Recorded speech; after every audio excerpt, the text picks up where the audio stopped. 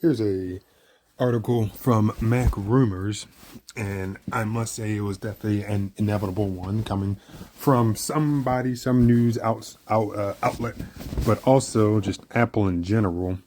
So the title of this is Apple promotes benefits of using iPhone 14 with eSIM while traveling abroad, amid criticism from some customers regarding the removal of the SIM card tray on all iPhone 14 models sold in the United States.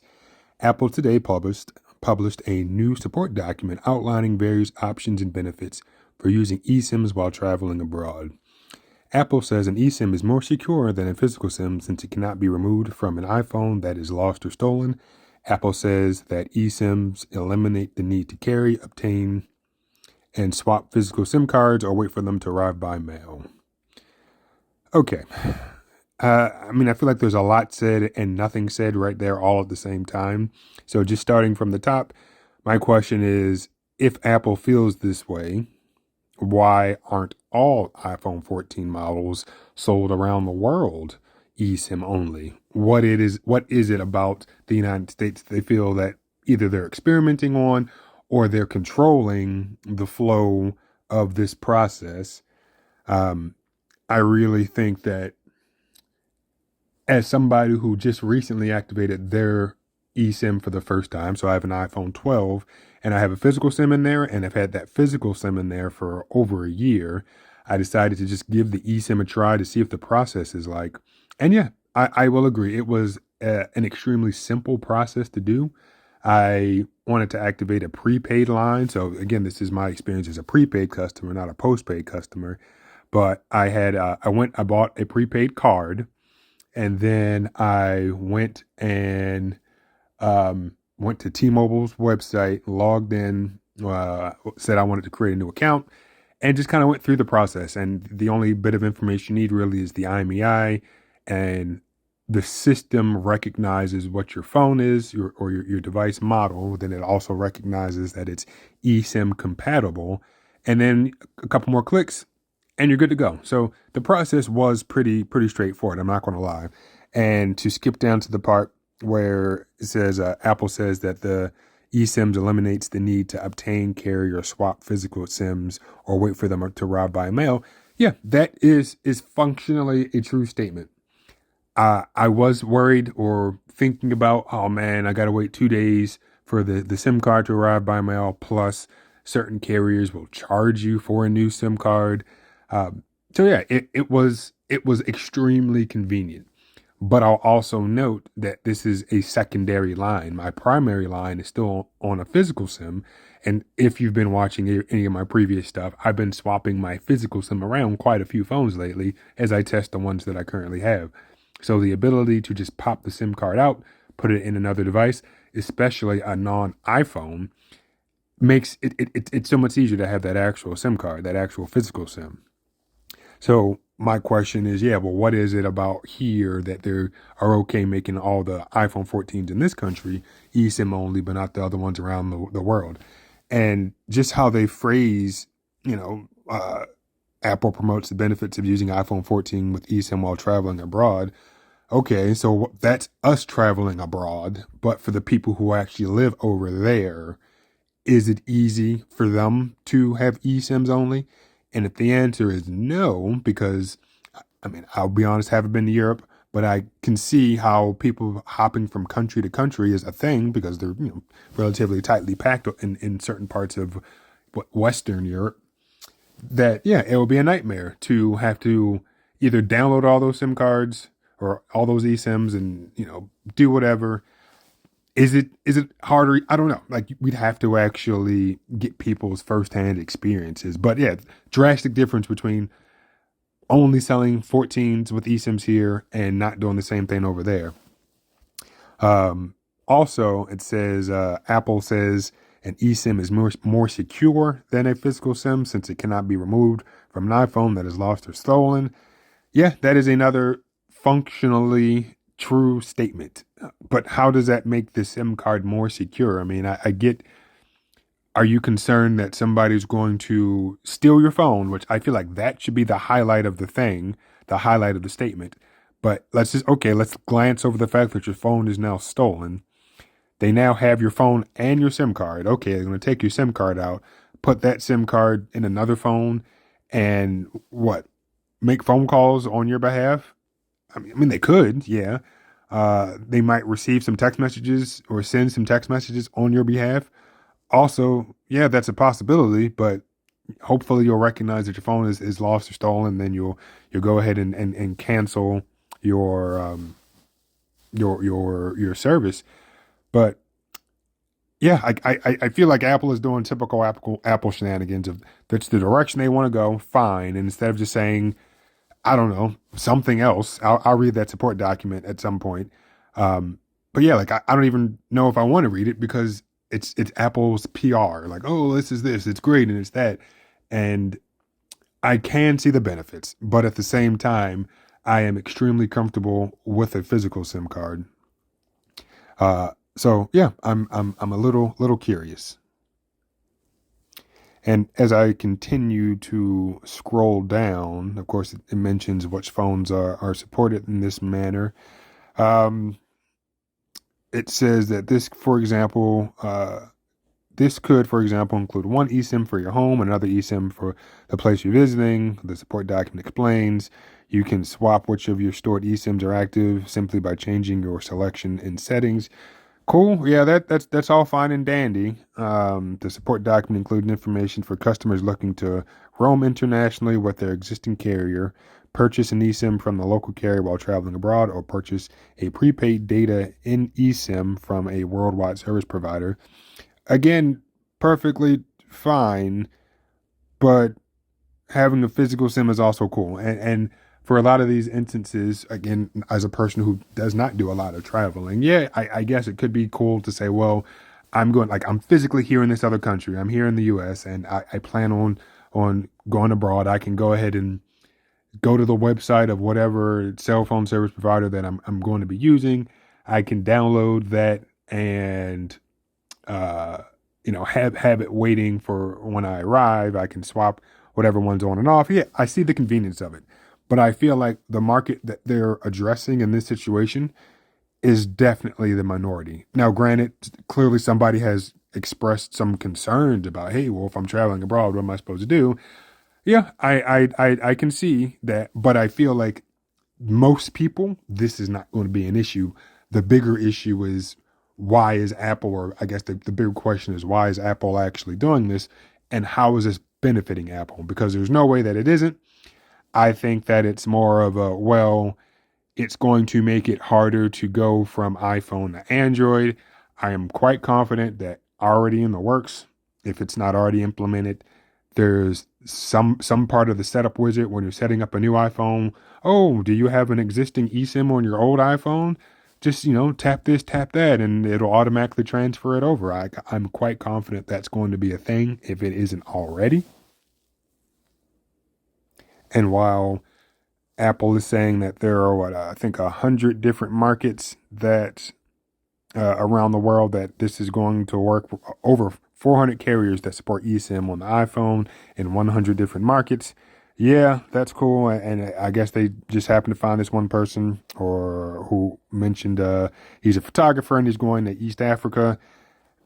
He's already saying, yeah, he's probably not going to be able to find eSIM support for himself right there. And yes, that is just anecdotal. One person who's going to run into this issue, but still, yeah, I feel that this is a problem in itself. Physical SIMs are inconvenient just for that initial setup. After that, super easy. Um, Man, like I wonder, yeah, I am really curious now. Like, what is that setup process going to be when it comes to transferring your old eSIM to your new phone? What happens if you lose your old phone?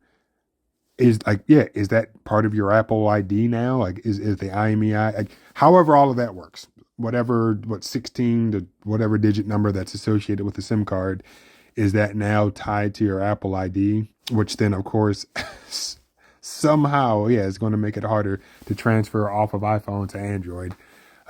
These people are very, very smart, and sometimes they do things that are just blatantly obvious. Other times, you do have to think like, I wonder what is this actually going to do. But in this situation, and I'll sum it up here, or stop talking after this, because it's really not that big of a deal to me since I don't have an iPhone 14. But I don't think this is a necessary change. I think the dual option is cool. The hybrid option of one physical SIM, one eSIM. I think that's the best of both worlds.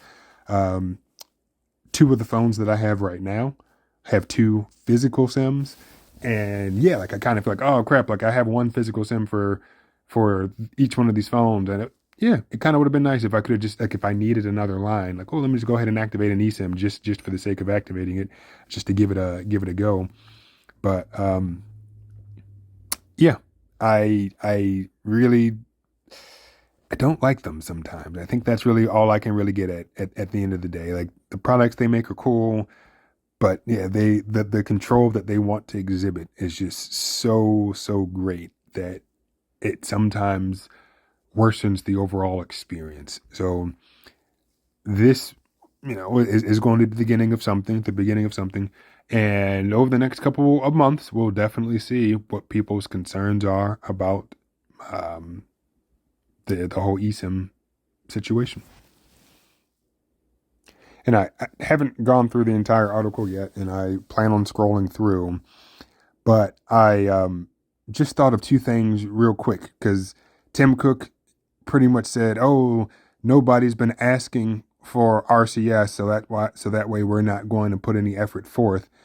I'd like to find somebody who's been saying, "Man, I can't stand these physical SIM cards. I really wish we only had eSIM options." Like I was getting it was an argument with a friend about what Tim Cook said, and just the whole idea of, oh well, customers aren't saying something, so not and my friend was saying, well, not enough people are complaining, so therefore there is no reason for Apple to actually respond. And I'm like, well, that's not how it always works. These companies aren't just driven by what customers want. However, if the CEO says that our customers aren't complaining enough about it, then there's no reason for us to do it. By that logic, then yeah, they should only be operating off of what customers complain about, which we know that just isn't true. So for him to use that as a reason as to why RCS on the iPhone probably is never going to happen doesn't make any sense. And RCS isn't technically an industry standard yet because only one manufacturer or Google is the only person that's really trying to push it. But there's only one other choice. But if its goal is to replace SMS, then it kind of can be seen as an industry standard.